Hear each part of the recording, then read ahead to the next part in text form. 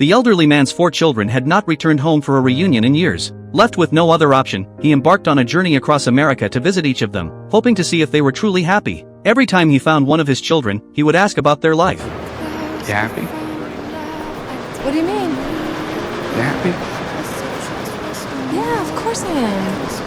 Hearing that his daughters were content brought him unmistakable joy. But when he stood before his eldest son, he noticed something unusual in his eyes, a brief hesitation, similar to his daughter's responses. It suddenly struck him that all his children were lying. None were truly happy. He couldn't understand why they chose to deceive him. To find out the truth, he arranged a Thanksgiving gathering with all 4 children. But on Thanksgiving night, a sudden call from his eldest daughter shattered his excitement. She said she was too busy with work to come. Though deeply disappointed, he still held hope for the other 3. Then he checked the voicemails. One after another, messages flooded and each child canceled, all citing work. His heart was filled with confusion and pain as a father. He needed to know how they truly were. So he made a bold decision. He would travel across the country to surprise each of them. He prepared 4 letters, packed his bags, brought ample medication, and took one last look at the home he had lived in for 70 years before setting off.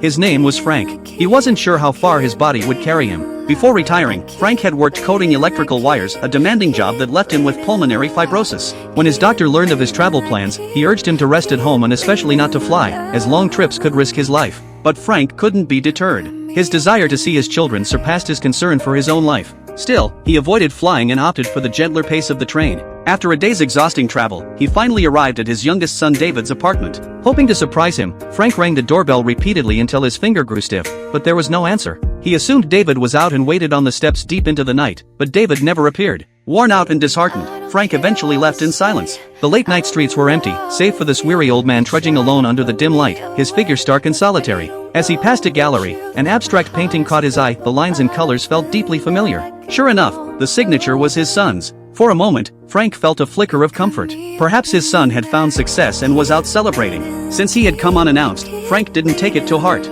He spent the night at an all-night diner and returned to David's door the next morning, knocking eagerly. His heart almost stopped as he waited, but again, only silence answered. The door felt like an unbridgeable gap, and Frank's hope turned to deep disappointment. Not knowing where David was or if he was safe, he slipped the prepared letter under the door, hoping his son would find it. Then Frank boarded a bus toward his next stop, his eldest daughter Amy. After days of travel, he finally reached her home. With nervous anticipation, he rang the bell. This time, the door opened. Seeing his daughter's comfortable home and abundant possessions, Frank felt she must be doing well. Watching her stroll in the yard while on the phone, he was transported back to her carefree childhood. Amy!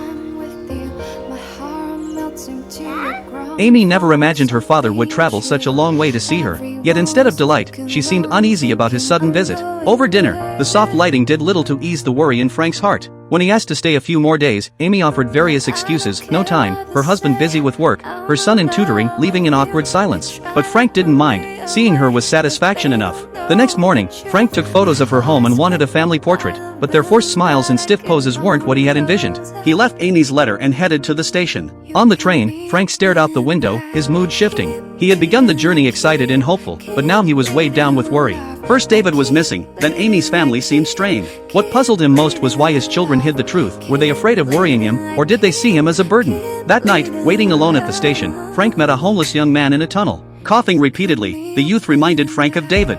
Moved with compassion, Frank gave him some money, hoping he could buy food and find temporary warmth. But the young man didn't even thank him. Frank gently chided him, as he would his own son, saying he should express gratitude. This angered the man, who snatched Frank's medicine, crushed it underfoot, and fled. Too weak to give chase, Frank knew it was hopeless. Without a prescription, he couldn't get more pills. He had to fly home before his condition worsened. But during the flight, a thunderstorm struck. The turbulence and his missed medication triggered Frank's illness. Struggling to the restroom, he splashed cold water on his face, but it was too late. He slowly lost consciousness. When he awoke in a hospital bed, his children, all except David, were gathered around him. Frank couldn't help asking about David, but they evaded the question. Sensing the truth, Frank pressed harder. Under his persistent questioning, his eldest daughter finally began to reveal what had happened. Due to copyright restrictions, the story can only be shared up to this point. If you wish to know what follows, feel free to follow me for updates.